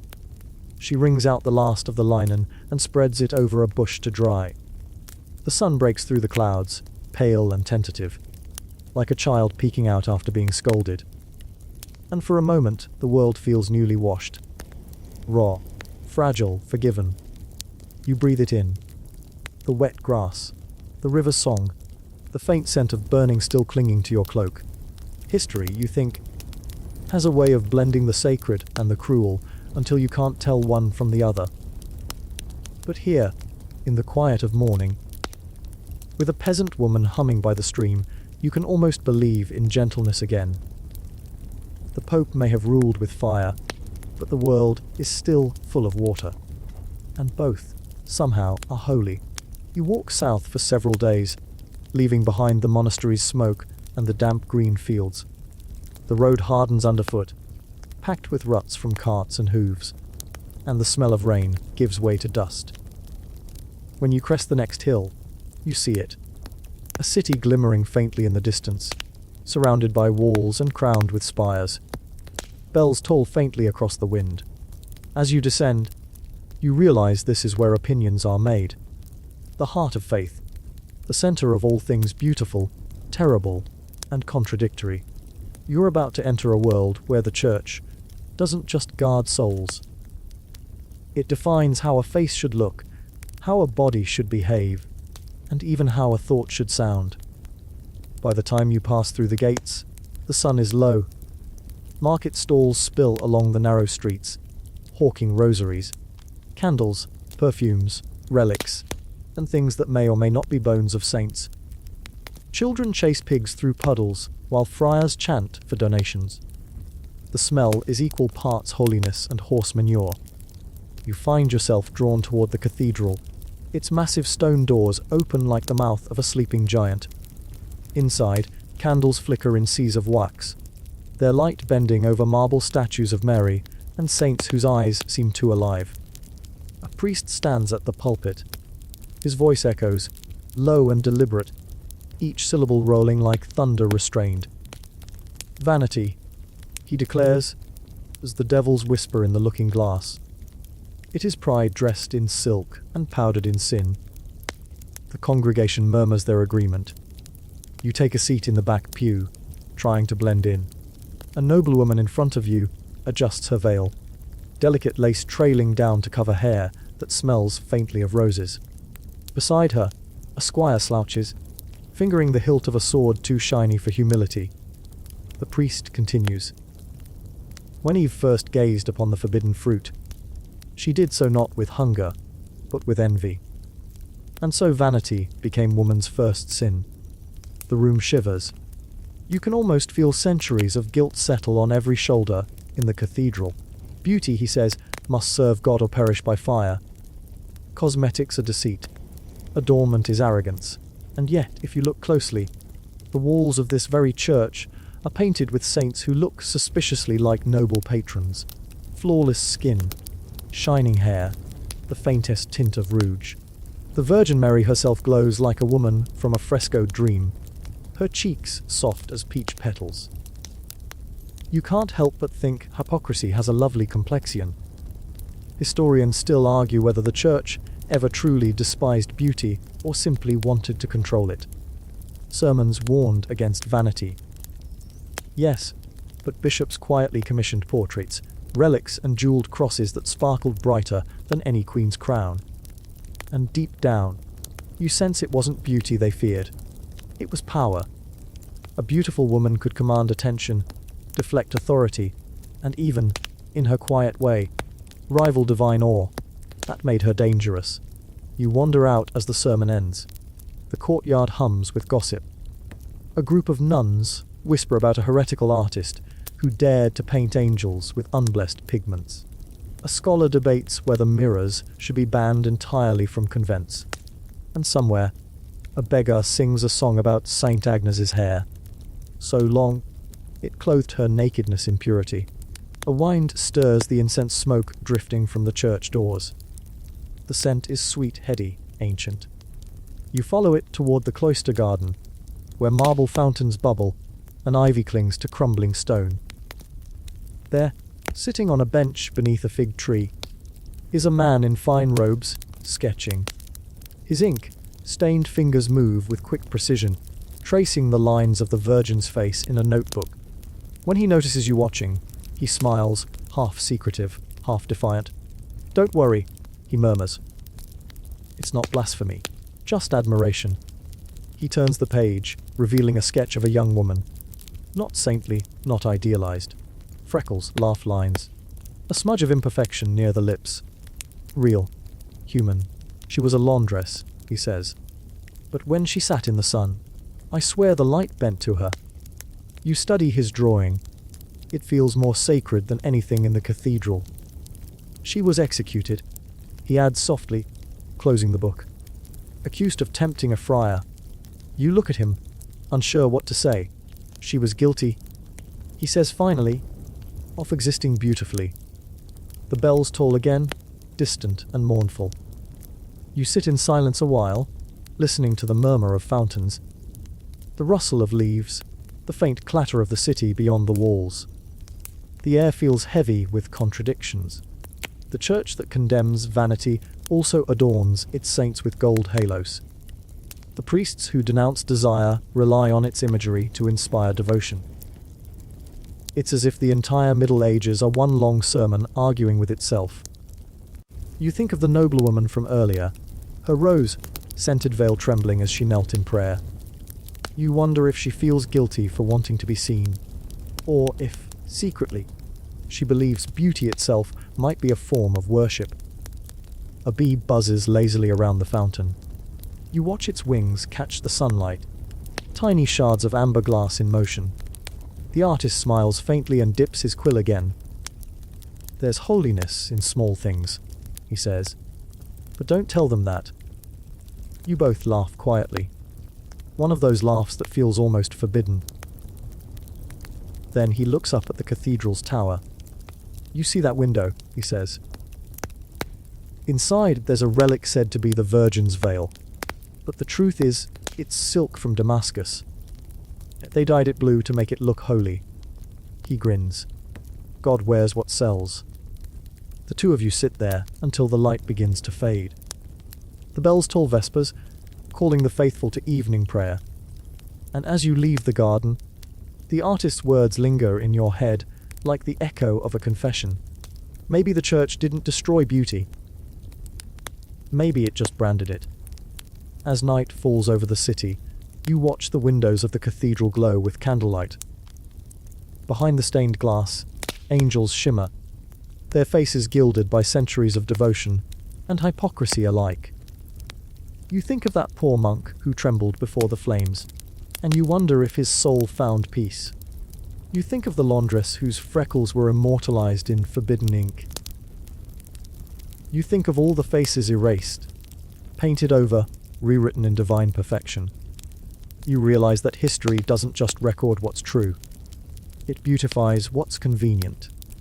And yet, in the hush of twilight, with bells fading into the dark, even hypocrisy has its own strange grace. You exhale slowly. Somewhere, beyond the cathedral walls, a distant chorus begins to sing the evening hymn. Their voices drift through the air, pure and haunting, like light through colored glass. The song rises, then falls, then fades, leaving only the whisper of your footsteps echoing against the cobblestones. You don't leave the city right away. Something about the cathedral bells keeps you wandering the streets after dark, when torches flicker in their sconces and shadows move like quiet ghosts along the walls. You drift through the alleyways until you reach the far end of town, where the cobblestones widen into a courtyard. There, banners ripple from wooden posts, their edges singed from torchlight. The air hums with anticipation. A tournament. Evening or no, the nobles have decided that valor sleeps for no one. A crowd gathers, half drunk and half frozen, wrapped in cloaks and gossip. You edge closer. At the center, two knights circle each other beneath a row of lanterns, their armor gleaming like wet steel. You can hear the crowd's murmurs, not about who will win, but about who's watching. The ladies in their towers, the lords in their fur-lined capes. The unseen glances that decide a man's reputation more than any sword could. And you realize, the games aren't just for glory, they're for beauty. You watch as a knight kneels before a lady seated on a dais. She's radiant, in that calculated medieval way, pale as morning milk, veiled in silk, with jewels glinting like constellations against her bodice. Her smile is gentle, practiced, almost saintly. He hands her a ribbon. She ties it to his lance. The crowd cheers, but the real exchange happens in their eyes. A brief, electric recognition that every poet in the crowd will later turn into verse. Because this, you understand, is what chivalry really meant, turning beauty into holiness and desire into virtue. Historians still argue whether knights actually loved their ladies or simply needed a way to poeticize lust. Either way, the Middle Ages mastered the art of pretending that yearning was a moral act. A jester nearby whispers to his companion, "Every fool thinks he's fighting for love. He's really fighting for her attention." You smirk, because he's right. The trumpet sounds, the knights charge. The impact rings out like thunder over stone.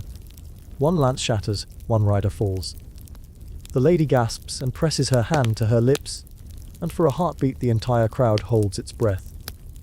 Then, applause, laughter, the sound of coins changing hands. The fallen knight rises, blood on his cheek, pride intact. He bows to the lady as if he's just won the world. And maybe, for a moment, he has.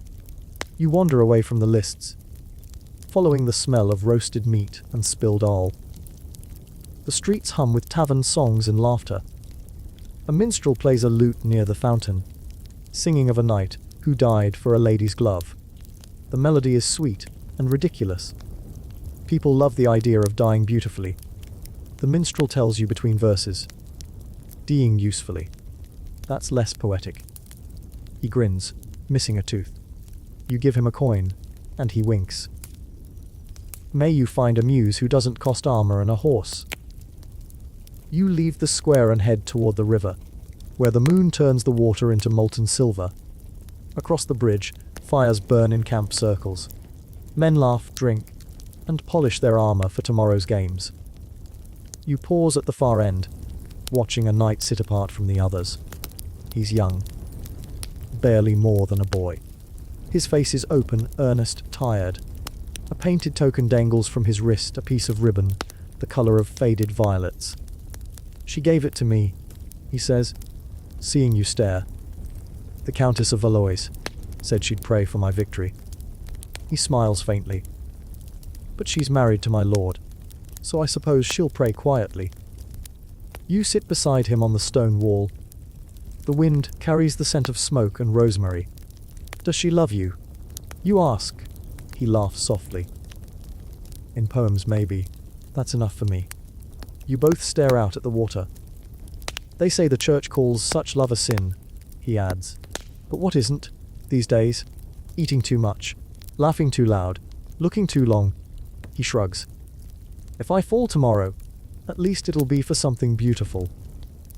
There's a pause. The river keeps moving. Somewhere in the distance, someone starts singing. A woman's voice this time, soft and tired, drifting through the night like a prayer that's lost its destination.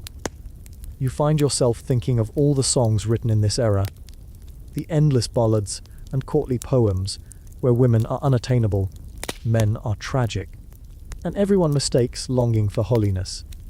It's funny how the more impossible love became, the more it was worshipped. A group of troubadours passes by, carrying torches and wine. One stops to recite a verse to the night, half mocking, half reverent. He wears her favor on his wrist, though sin may burn his tongue. For beauty's kiss is holier still than any prayer unsung. The night laughs. Amen to that. You watch him disappear into the firelight, the violet ribbon fluttering like a ghost of temptation. As you return toward the city gates, the air shifts.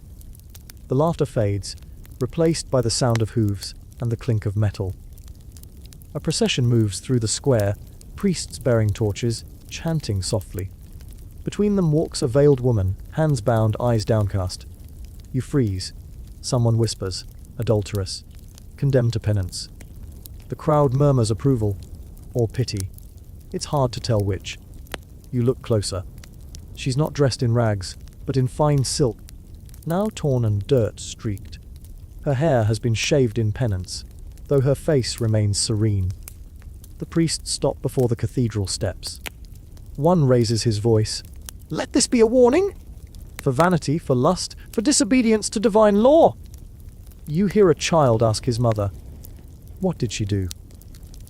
The mother whispers, "She loved too much." And just like that, everything you saw at the tournament. The knight's vows, the lady's glances, the poems, suddenly feels fragile, hypercritical. Love, when sung about, is noble, but love, when lived, is punished. You stand there a long while as the crowd disperses. The torches fade. The square empties. Only the faint smell of wax and humiliation lingers. You realize that beauty, in this world, is a stage. And everyone, from knight to countess to condemned woman, performs their part under the unblinking eyes of God. The moon dips lower. The city exhales. Somewhere beyond the walls, a wolf howls once, long and low. You walk back toward the inn, the echo of the knight's laughter and the condemned woman's silence, blending into one uneasy lullaby.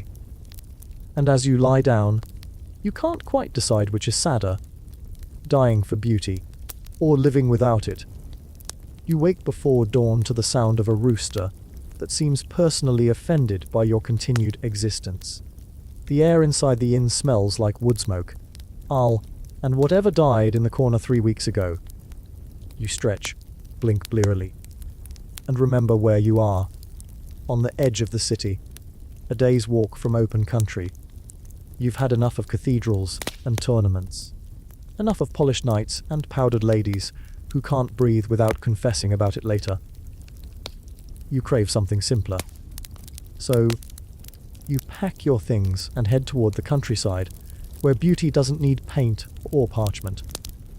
The road turns from stone to dirt, and the sounds of the city fade, until all that's left is the chirp of crickets and the whisper of wind moving through wheat. You pass fields waking under a soft blue dawn. Farmers leading oxen, women carrying baskets of herbs, children chasing one another between rows of cabbages. Everything smells alive. It's not the rose oil of nobles or the incense of monks. It's soil, sweat hay, and bread baking somewhere unseen. Here, beauty has nothing to do with symmetry. It's practical, unpolished, earned. You stop at a well, where a woman in a linen dress is hauling up a bucket. She's broad-shouldered, sun-browned, with a smile that looks permanent. "Morning," she says, glancing at you. You look lost. You grin. "I think I'm just tired of marble." She laughs. A sound so real it feels like a small rebellion. Then you're in the right place. We don't have marble. We've got mud. Much cheaper. You drink from the bucket, cold water spilling down your chin, and it tastes better than any holy wine you've ever imagined. The woman wipes her hands on her apron and says, "You travelers always talk about beauty like it's something fragile. But try raising 6 children on bad harvests, and you'll see what beauty really means." You raise an eyebrow. "And what does it mean?" She thinks for a moment. "It means being able to walk without pain. It means teeth that don't hurt. It means your husband still looks at you after 20 years of rain." You nod slowly. "That sounds peaceful." "Peaceful," she snorts. "No, but real." Her tone softens as she gestures toward the fields. "We don't need mirrors out here. The wheat tells us if we're doing well enough." A group of girls nearby are gathering wildflowers, tucking them behind their ears. Their laughter carries across the wind. You notice their clothes, patched, faded, but their faces are radiant with the kind of joy no perfume could fake. Historians still argue whether medieval peasants thought about beauty at all. Most of what survives was written by nobles, after all, but the evidence, folk songs, carvings, love charms, suggests they did, just differently. For them, beauty wasn't something to be chased. It was something to be noticed in the rare quiet between chores. You watch as one of the girls plaits her friend's hair. They sing while they work. A simple tune about a shepherd and his stubborn sheep. You can't understand all the words, but the rhythm is comforting, like water over stone. "Pretty, isn't it?" the woman at the well says. They think it's just a song, but it's older than the church bells. She's right. The melody feels ancient, a thread woven through centuries of calloused hands and sunburnt cheeks. You spend the day helping with the harvest. The scythers slice through golden stalks, the air thick with the smell of grain. Someone hands you bread still warm from the fire, thick and crusty, with a smear of honey. It's the best thing you've ever tasted. At midday, everyone gathers in the shade of an oak. A jug of ale makes its way around. The talk turns to weather, crops, and, inevitably, love. A young man, face red from sun and laughter, brags that he'll marry the miller's daughter before winter. Someone teases him. "You. She said she wants a man with all his teeth." The laughter ripples through the group. You ask, what makes her beautiful? The young man shrugs. She can carry 2 sacks of flour at once. And she smells like rye. The others nod in agreement, as if that explains everything, and maybe it does. Here, beauty isn't decoration, it's function. A good back, steady hands, the ability to lift, run, bear children, survive. A cracked smile is more valuable than perfect skin. As the afternoon fades, the village grows quiet. You sit on a low wall, watching smoke curl from the thatched roofs. A dog snores beside your feet. Across the way, an old woman hums while mending a net. You ask her, "Do you remember what it was like when you were young?" She chuckles. "I still am. My knees just disagree." Then she glances at you with eyes sharp as flint. "In my day, girls rubbed their faces with goose fat to keep them soft. We used ashes for teeth. If you wanted color in your cheeks, you ran up a hill." You laugh, but she doesn't. "We did it because we wanted to feel worth looking at. Doesn't matter the century. People always do." Her words stay with you as twilight settles. The fields turn blue, the sky deepens, and crickets begin their nightly choir. You wander to the edge of the village, where a wooden chapel stands, small and unadorned. A candle flickers in the window. Inside, a priest kneels before a rough wooden cross, muttering prayers. He looks up as you enter. He asks, "Long century, you say?" He smiles faintly. "Out here, people don't need sermons about vanity.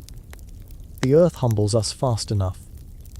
You sit beside him in silence for a while, listening to the faint crackle of wax.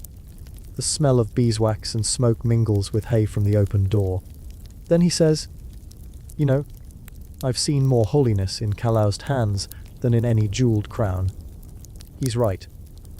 You can feel it now. The strange piece of imperfection. The kind of beauty that doesn't demand attention, only presence. You step back outside, the cool air brushing your face. The moon has risen, a pale coin caught in the branches. The fields sway softly, silvered in its glow. You think of all the noblewomen painting their faces with lead, all the knights bleeding for love, all the priests condemning vanity from beneath gold, threaded vestments. And then you look at this: mud, laughter, hunger, and an honest sky, and realize which world feels closer to truth. The crickets sing louder. A distant owl hoots. The wind moves through the wheat like a sigh.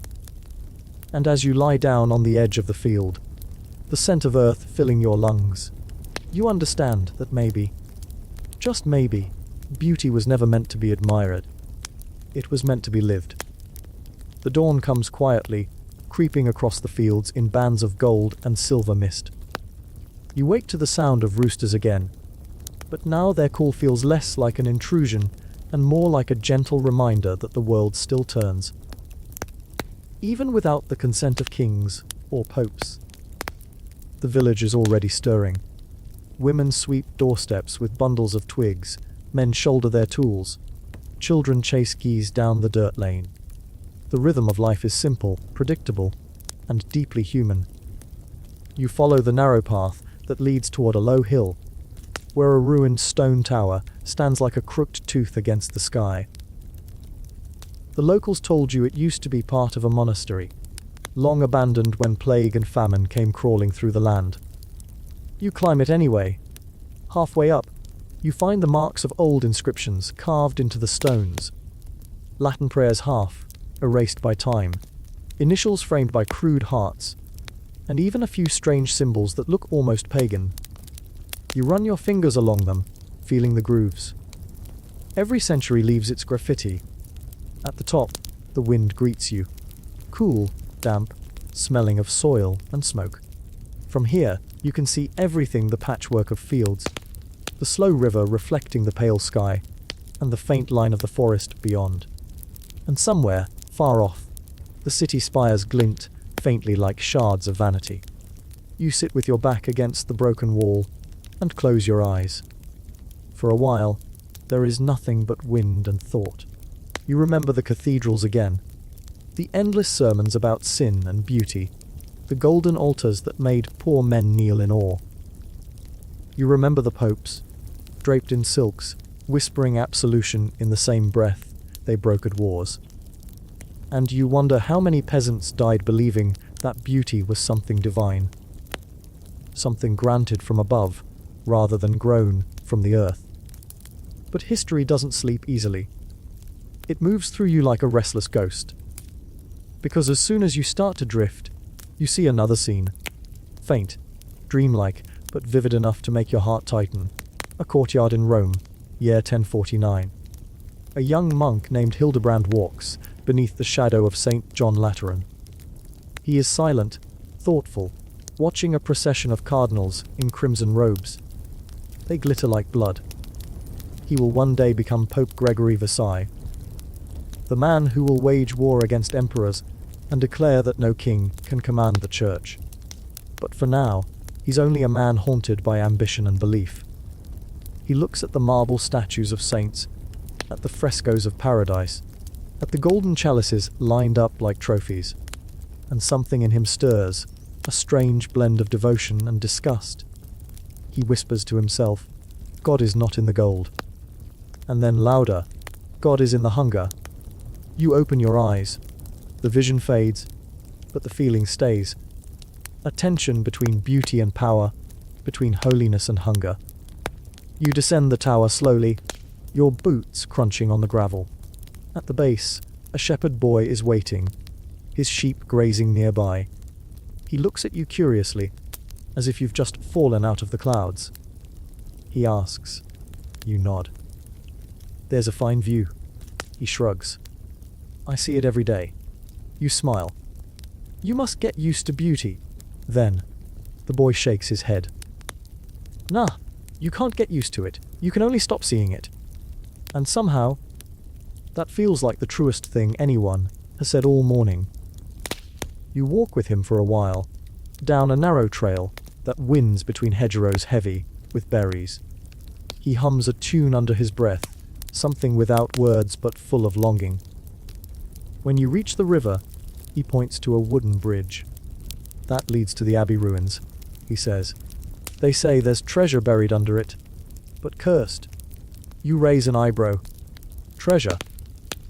Gold. Relics. Maybe bones of a saint.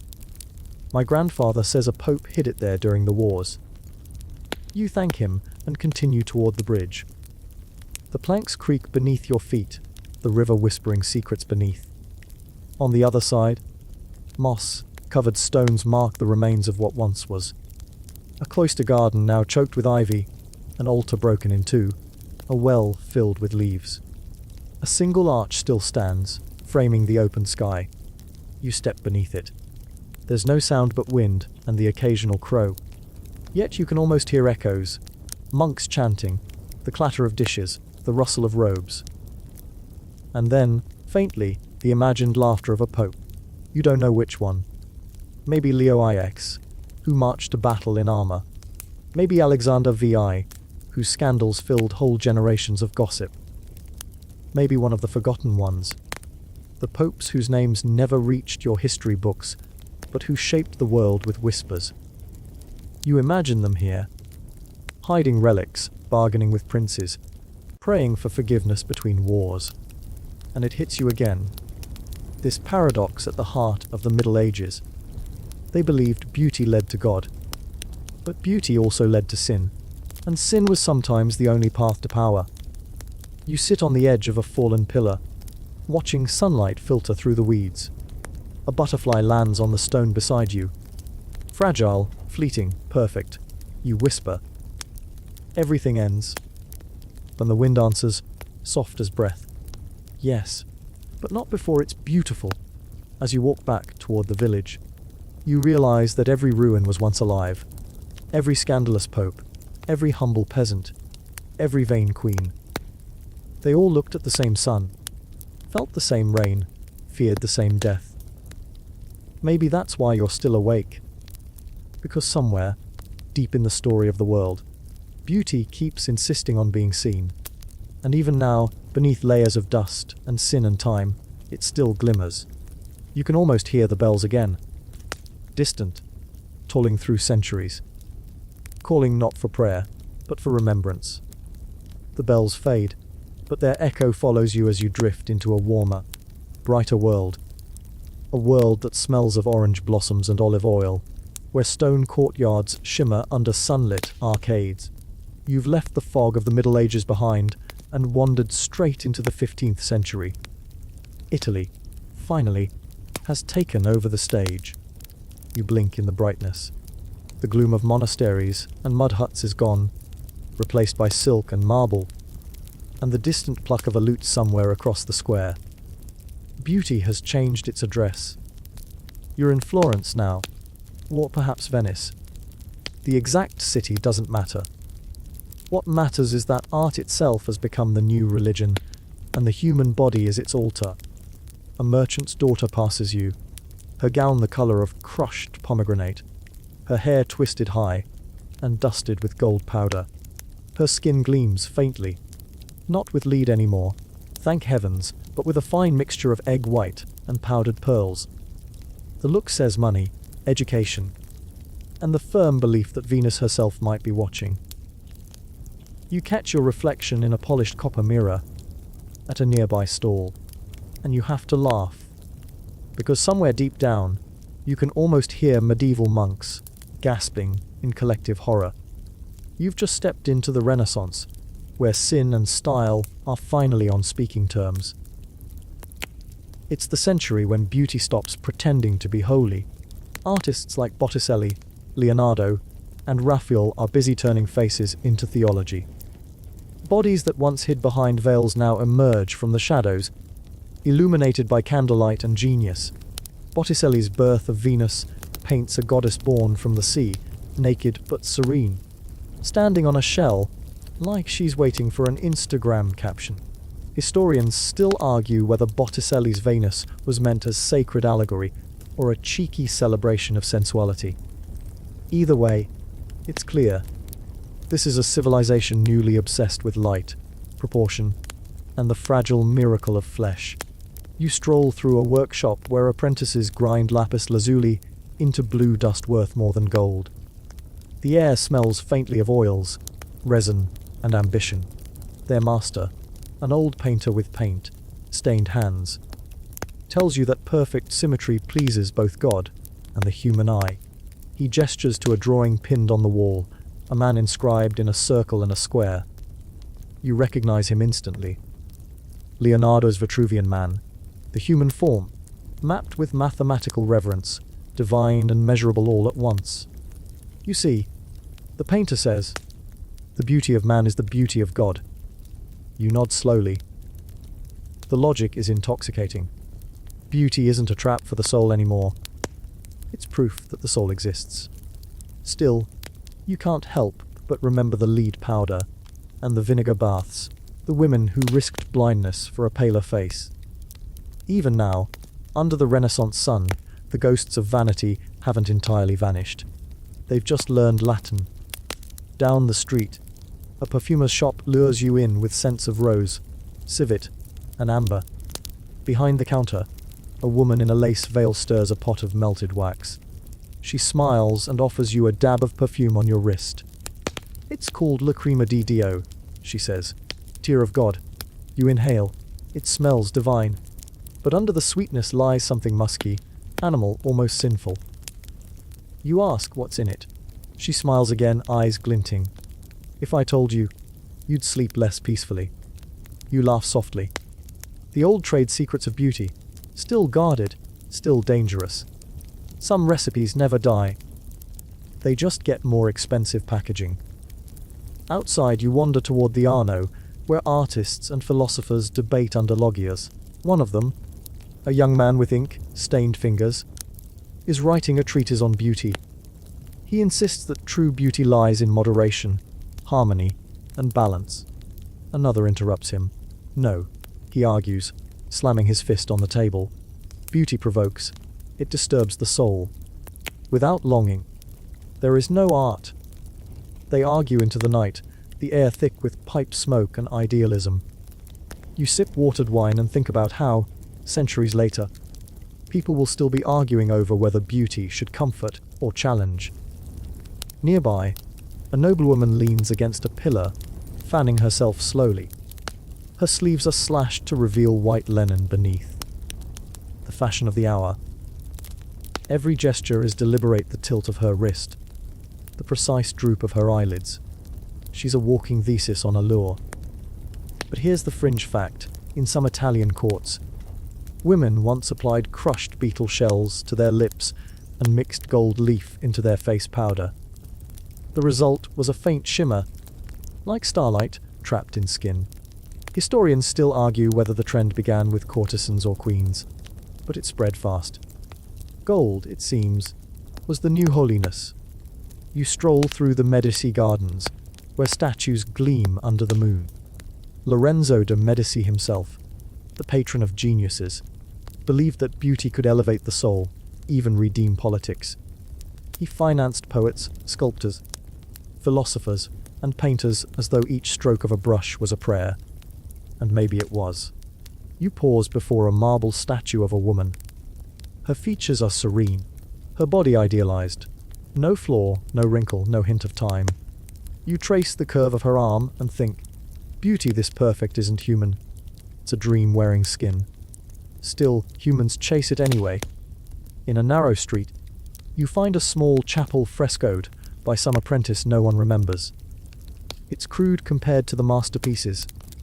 The faces slightly lopsided, the colours fading. Yet when the candlelight hits it, there's warmth there, an honesty you didn't expect. For a moment, you think maybe beauty isn't in perfection at all, but in the attempt to touch something larger than yourself. The air cools as night deepens. The city hums. Carriages rattling, voices echoing, laughter rising from courtyards. You lean on a railing overlooking the water. Lanterns shimmer on the river's surface, breaking and reforming with each ripple. You remember the shepherd boy's words. You can only stop seeing it. Here, amid marble palaces and perfumed streets, you realize he was right. The Renaissance didn't invent beauty. It just remembered to look. A gondola passes beneath you, a voice singing in the dark. Bella, Bella, non dorma. Beautiful one, don't sleep. Too late for that. You're already half dreaming. You imagine the light fading on a painter's palette, the brushes soaking overnight. You imagine the last candle burning low in a noblewoman's chamber as she studies her reflection. Half awe, half doubt. And you wonder, as the centuries shift again, will people ever stop measuring themselves against the glow of impossible ideals? Probably not. But at least, for a brief, golden moment, humanity learned that beauty could also mean creation, not just comparison. The bells of Florence begin to toll midnight. The sound rolls through the hills, through vineyards and valleys, through time itself, carrying whispers of color, shadow and longing. You breathe it in. You let it go. The bells fade like ripples on the Arno, and the glow of the Renaissance dims. You drift onward through the centuries, your steps light, almost weightless. The air cools again, the marble softens into memory, and the world becomes quieter. Closer to dream than daylight, you find yourself in a narrow room lit by a single candle.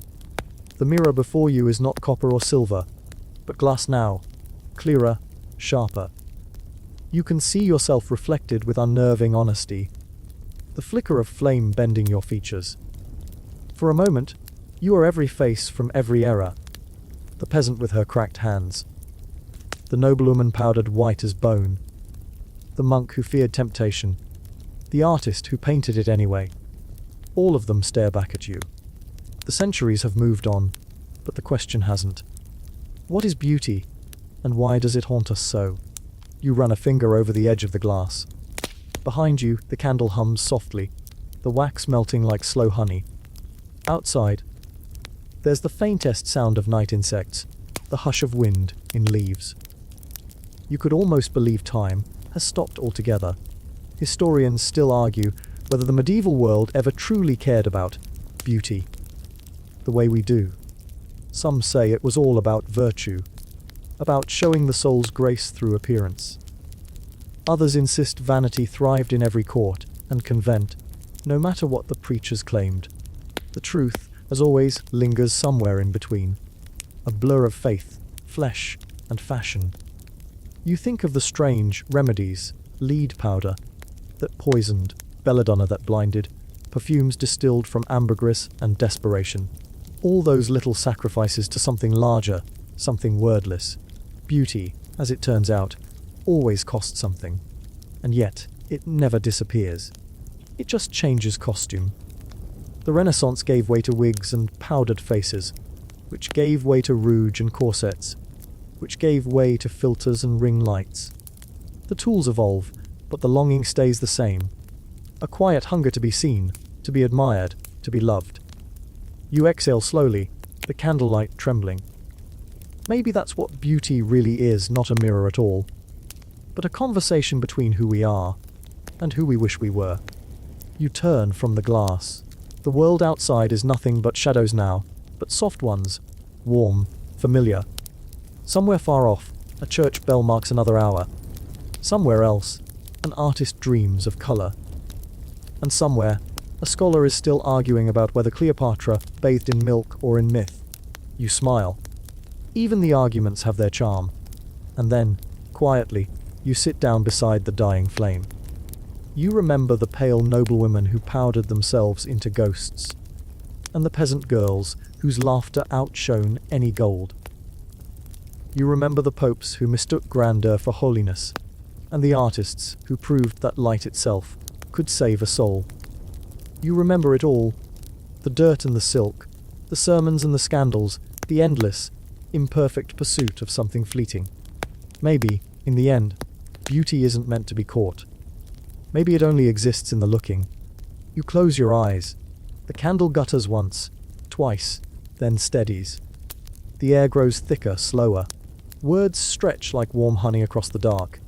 And now, it's time to let the story fade. Wind down 300 words. You sink deeper into the quiet now, letting each thought dissolve like ink in water. The candle's glow softens into a blur. The air cool against your skin. Your breathing slows. Somewhere in the distance, the world still turns. The same world that carried peasants through fields, nobles through banquets, popes through marble halls.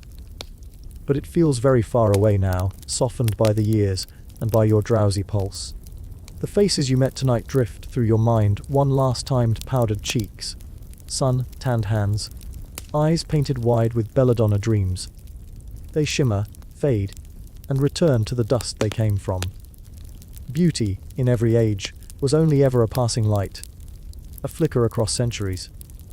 You realize that what truly endures is not perfection, but the small, tender act of noticing. So you notice now the weight of your body sinking into the bed, the hum of air in the room, the quiet rhythm of your own heartbeat. Even these small things have their own kind of beauty, the kind that doesn't need to be seen or shared. The candle finally gives up its flame. The darkness isn't frightening anymore. It's soft, like velvet pressed to your cheek. You feel safe here, suspended between memory and dream. Somewhere, the last echo of a bell fades into silence, and in that silence you drift. No more history, no more mirrors, just breath, just rest, sweet dreams.